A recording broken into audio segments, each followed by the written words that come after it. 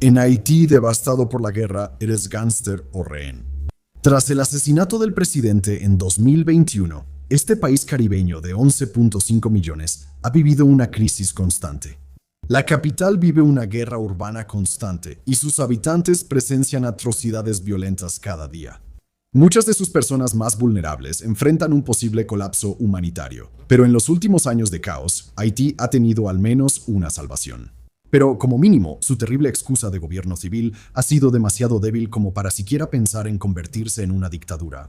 Pero en las últimas semanas ha quedado claro que Haití ahora está tambaleándose entre dos opciones realmente malas: la anarquía o la autocracia. El poco gobierno que Haití tenía ahora se ha desmoronado y el poco apoyo internacional que recibía ha demostrado ser incapaz de mejorar la situación de Haití. Dos facciones buscan el poder: un consejo de élites corruptas apoyado por las mismas pandillas y sindicatos criminales que prometieron eliminar. Y la otra, un líder no electo sin mandato salvo el que le dieron los buques de guerra estadounidenses. Al acecho en la costa haitiana, la nación y su gente enfrentan dos opciones preocupantes. Si rechazan una opción, podrían verse forzados a aceptar la otra. Sin mandato. Para comprender el peligro actual de Haití, debemos revisar algunos momentos clave que lo llevaron a esta situación. La vida en Haití siempre ha sido difícil. La crisis empezó bajo el gobierno de Jovenel Moïse, presidente de Haití entre 2018 y 2021, caracterizado por corrupción y desastre económico. Luego, en 2021, Moïse fue asesinado por un grupo de mercenarios en su mayoría extranjeros en lo que parecía ser, al menos en parte, un trabajo interno. Basta decir que cuando el presidente en funciones de una nación es asesinado a tiros pero ninguno de sus guardias de seguridad resulta muerto o siquiera herido. Hay motivos para sospechar, ¿no? Tras el asesinato, muchos fueron acusados, incluida la esposa de Moïse. Pero el mayor problema entonces era la secesión. Haití quedó bajo el control de Ariel Henry. La crisis económica se agravó y, ante la escasez de alimentos y un brote de cólera, poderosas pandillas se rebelaron contra el gobierno. En 2023, las pandillas controlaban la capital haitiana y en 2024 evitaron que Ariel Henry regresara tras un viaje al extranjero. Al tomar el aeropuerto principal de Haití y liberar a más de 4.000 presos, la misma alianza de pandillas ha demostrado ser extremadamente violenta y sádica. Están liderados por un sujeto apodado Barbacoa. Dejaremos que imagines la peor razón. Quizás se le llame así porque ese proceso de pensamiento te llevará a la conclusión correcta. Una vez que las pandillas completaron su toma de poder, el recién exiliado primer ministro se vio obligado a renunciar en desgracia y bajo un plan apoyado internacionalmente. Haití quedó bajo un consejo presidencial de transición con mandato de casi 2 años. El consejo nombraría a un primer ministro y todos buscarían gobernar Haití juntos para sacarlo de su larga pesadilla nacional.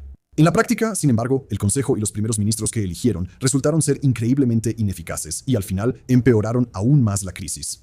Desde que tomaron el control, las pandillas se han fortalecido y expandido al campo haitiano. Mientras tanto, la economía se ha deteriorado aún más y la crisis humanitaria es aún más intratable. Una fuerza multinacional de élite enviada desde Kenia, con pocos cientos de policías, tampoco tuvo mejores resultados. La ayuda internacional se ha frenado. La mayoría de países que prometieron apoyo no enviaron fuerzas policiales. La comunidad global lo ha dejado claro. La situación de Haití es evidente, pero cada país piensa que otro debe resolverla. Actualmente, las pandillas controlan hasta el 90% de la capital. Están utilizando la violencia de maneras que solo pueden describirse con precisión como actos masivos de terrorismo. En muchas zonas del país, la subsistencia básica es casi imposible para los civiles. Dado todo eso, probablemente está de más decir que lo último que Haití necesitaba era una nueva crisis política. Pero como la situación de Haití siempre puede encontrar nuevas e interesantes formas de empeorar aún más, bueno, eso es exactamente lo que pasó. A principios de febrero, el Consejo de Transición de la Nación debía ceder su poder y disolverse al concluir su mandato. Cuando eso ocurriera, la nación quedaría bajo el mando de Alex Didia, primer ministro desde noviembre de 2024, FIAMI. Esto no era un plan fijo. El Consejo de Transición se negó a hacer un plan como se esperaba, por lo que FIAMI habría quedado como único líder de Haití por defecto. El Consejo de Transición, que ya había pospuesto varias veces el fin de su mandato, dejó claro en enero que no quería ceder el poder. El Consejo, con 7 miembros y 2 observadores, votó 5-2 para destituir a Fiami a menos de 2 semanas de su disolución. Según Leslie Voltaire, presidente del Consejo de Transición, la jugada fue táctica y sencilla. El Consejo requeriría 30 días para elegir al reemplazo de Fiami, por lo que debería extender su mandato. Al parecer, los grupos políticos de Haití necesitaban tiempo para preparar un plan de concesiones. Si los líderes haitianos no lograran un consenso, probablemente serían persuadidos de no hacerlo. El Consejo de Transición tendría que decidir por sí mismo la estructura para el futuro gobierno de Haití. Como Voltaire dijo en una conferencia de prensa, nosotros fuimos quienes nombramos a Fiami en noviembre de 2024. Nosotros fuimos quienes trabajamos con él durante un año. Y nos corresponde a nosotros emitir un nuevo decreto nombrando a un nuevo primer ministro, un nuevo gobierno y una nueva presidencia. Fin de la cita. Según él y los otros miembros del Consejo de Transición, este fue un proceso en el que los líderes haitianos estaban tomando una decisión para Haití en lugar de ser influenciados por potencias extranjeras, como ha sido tan común a lo largo de la historia haitiana. Citando a Voltaire, todos quieren una solución haitiana a la crisis, pero cuando surge, la comunidad internacional interviene con fuerza. Pero desafortunadamente para el Consejo de Transición, esa versión de los hechos realmente no se sostiene bajo escrutinio. Por más directo que haya sido, el Consejo estaba muy obviamente tratando de darse una razón para no disolverse y para reclamar más poder, con el primer ministro fuera del camino. Y también deberíamos agregar un poco de contexto aquí. Si bien el Consejo de Transición estaba compuesto por funcionarios civiles de larga trayectoria que habían trabajado en beneficio de Haití en el pasado, esos funcionarios desde entonces han desarrollado una reputación de corrupción descarada. El año pasado, 3 fueron citados a la corte por corrupción, pero los cargos se retiraron por privilegio ejecutivo. Aún peor, muchos de ellos son sospechosos de haber formado lazos con las pandillas que hoy en día dominan Haití. Fiami repitió esas acusaciones ante el público e insistió en que la ley haitiana no la dictarán. Cito, criminales con corbata o sandalias, fin de la cita. Aunque Fiami era primer ministro enfrentando a 9 consejeros, contaba con el apoyo de Washington. El secretario de Estado de Estados Unidos, Marco Rubio, conocido por intervenir en asuntos del Caribe y América Latina, dijo por un portavoz que era crucial para Estados Unidos que Fiami siguiera en su cargo y que el Consejo de Transición se disuelva al final de su mandato. La siguiente semana y media sería un tiempo muy tenso en Haití, ya que ambos bandos se enfrentaban cara a cara en su intento de controlar alrededor del 10% de la capital desbordada de Haití. Estados Unidos canceló las visas de 4 consejeros y en su más reciente muestra de diplomacia de cañonero del siglo XXI, estacionó un cañonero literal en las aguas cercanas a Puerto Príncipe. Era el USS Stockdale, un destructor de misiles guiados escoltado por patrulleras de la Guardia Costera de Estados Unidos. Tras varios intentos fallidos de conservar el poder, principalmente discutiendo en reuniones para mantener sus cargos políticos, los miembros del Consejo de Transición que habían liderado el esfuerzo para destituir a Fiami parecían finalmente entender la indirecta de que ninguno de ellos tiene un futuro político en este momento. El 7 de febrero, el Consejo de Transición renunció y cedió el control a Fiami. En otras palabras, un empresario no electo, apoyado por extranjeros, sin gobierno y con historial de supervisar el deterioro de Haití. Y en un momento vamos a hablar exactamente de lo que sigue para Haití. Pero antes de hacerlo, tomémonos un momento para hablar de algo que es muy importante para nuestro equipo. En Warfronts, nuestro servicio premium Franseco en Francia, analizamos a fondo los conflictos globales, la geopolítica y las influencias ocultas que moldean el mundo. Suscriptores reciben 2 episodios premium exclusivos por semana. Incluye nuestro catálogo de artículos de periodistas galardonados y expertos internacionales, junto con un archivo de videos previos. La suscripción cuesta $5 al mes o $50 al año y nos permite mantener la independencia y ampliar el contenido gratuito en YouTube. Mientras exploras Francia, suscríbete gratis a nuestro boletín Warfronts, que enviamos 2 veces por semana con actualizaciones y todas las historias en desarrollo. Y ahora, volvamos a la absoluta y maldita miseria que es el Haití moderno. ¿Y ahora qué sigue? Nuestra crítica de Fiami sugiere que su liderazgo no implica que Haití haya superado sus problemas. No tiene mandato del pueblo haitiano y ahora asumió el cargo apoyado por buques de guerra estadounidenses. Esto no se ve bien en la región, y menos considerando la historia de Haití. Se enfrenta a exconsejeros de transición aún poderosos y supuestamente vinculados peligrosamente con la pandilla. Una coalición que, podríamos decir, realmente manda. Además, Fiomi es el único político haitiano con poder ejecutivo hasta ahora. Lo que significa que está a una bala, un artefacto explosivo improvisado o un dron kamikaze de sumir a Haití en una verdadera anarquía. Este es el dilema mencionado al inicio del episodio. Ahora, Haití podría ser gobernado por alguien sin controles reales sobre su poder, quien puede ser descrito de manera creíble como un títere respaldado por extranjeros que solo está en el cargo porque Estados Unidos quiere que lo esté, o ese tipo puede desaparecer. Desaparecen los últimos rastros del gobierno civil haitiano y los criminales más peligrosos del hemisferio podrían llevar a Haití a un nuevo infierno. Esa elección solo se vuelve más difícil porque la única manera de reemplazar a Fiami con una opción verdaderamente legítima sería que Haití realizara una votación. Ahora, técnicamente hay una elección programada para agosto, pero los expertos internacionales coinciden ampliamente en que simplemente no va a suceder como está programado.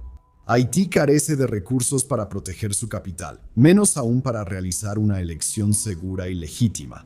Si Haití quiere avanzar hacia esa opción, primero debe resolver su seguridad nacional y la comunidad internacional tiene una respuesta. La Fuerza de Supresión de Pandillas, aprobada por la ONU, es una coalición militar y policial internacional que llegará a Haití el 1 de abril. Participan 15 países y contará con más de 11.000 efectivos, la mitad ya autorizados para desplegarse.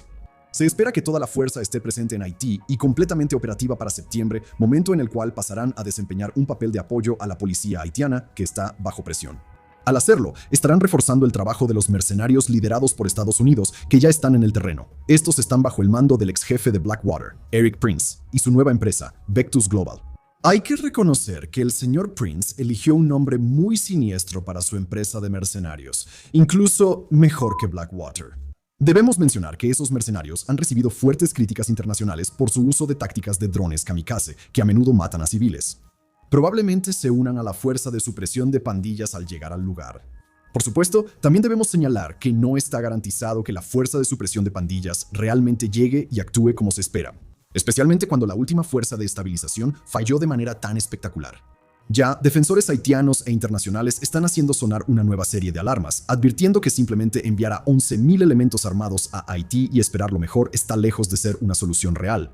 Aunque Estados Unidos y otras naciones han comenzado a liberar un poco más de fondos para Haití de lo que antes llegaba al país, la ayuda humanitaria sigue siendo mucho menor de lo que debería ser. La ONU advierte que podría colapsar financieramente si países como Estados Unidos siguen reteniendo sus contribuciones. La Fuerza contra Pandillas no incluye acciones para reducir la corrupción en Haití. Y por lo tanto, por supuesto, va a haber un desvío de recursos y dinero que parece inevitable si la ayuda comienza a fluir nuevamente hacia el país. La fuerza tampoco planea mantener una presencia a largo plazo en Haití, ni tiene la intención de proporcionar servicios de capacitación significativos para fortalecer a la propia policía de Haití. Ante legisladores en Washington, el enviado de Estados Unidos a Haití, Henry Wooster, lo explica así. En Haití hay unos 12.000 pandilleros armados, pero solo 3.000 son responsables de la mayor parte de la crisis. Pero esa evaluación indica que Estados Unidos subestima la fuerza real de las pandillas en Haití. Y, más importante aún, no logra entender la manera en que los problemas mucho más amplios de Haití han impulsado el reclutamiento de pandillas y han ayudado a fortalecer el poder de las pandillas. No hay un plan concreto para fortalecer los gobiernos civiles de Haití ni acercar al país a elecciones libres y justas. La Fuerza de Supresión de Pandillas actualmente parece una medida a medias. En el mejor escenario, 11.000 extranjeros armados llegarán a Haití, matarán a algunos pandilleros y dirán que ganaron. Eso permitirá que las potencias extranjeras evadan el problema sin mejorar la situación de Haití, como ha demostrado la historia del país.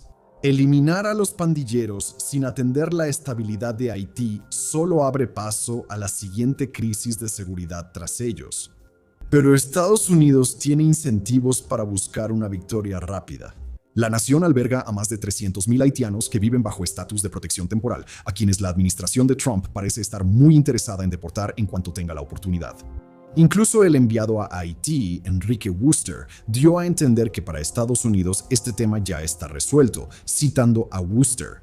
El objetivo de Estados Unidos en Haití se resume en una palabra: estabilidad. Definimos eso como A, que no colapse el Estado, y B, que no haya migración ilegal masiva hacia las costas estadounidenses.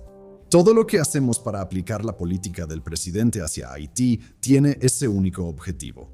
Eso no solo es un estándar increíblemente bajo, sino que también parece implicar que Estados Unidos no cree que el Estado haitiano esté actualmente en un estado de colapso.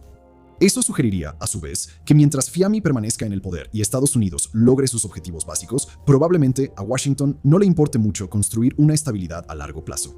Por supuesto, nos gustaría terminar este episodio con una nota de optimismo sobre el futuro de Haití, pero no podemos.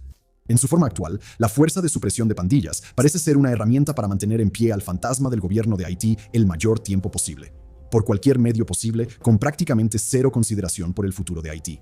1,5 millones de desplazados y cientos de miles en riesgo por el fuego cruzado. Ninguna nación está promoviendo una mejor alternativa. Si la nueva fuerza de estabilización falla, el plan B es la anarquía. Si no es por otra cosa, quizá Haití pueda evitar ese resultado, al menos por un tiempo. Gracias por vernos.